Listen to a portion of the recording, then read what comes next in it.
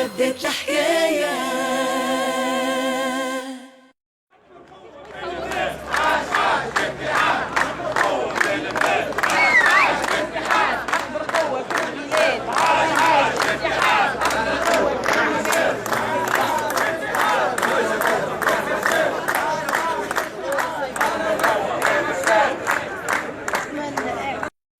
أنا نحب نقول لكم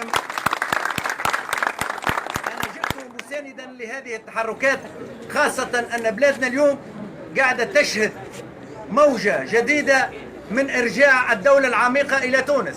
المسؤولين اللي كانوا مرفوضين تاريخيا اليوم هم أصبحوا في الصفوف الأمامية.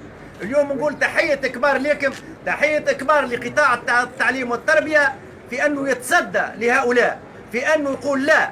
نعم جندوبة عودتنا بكلمة لا في الحق، فجئت مساندا لكم.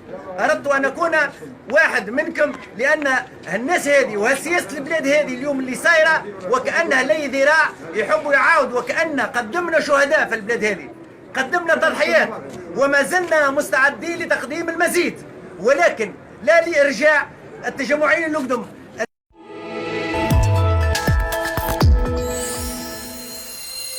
معانا بدات الحكاية.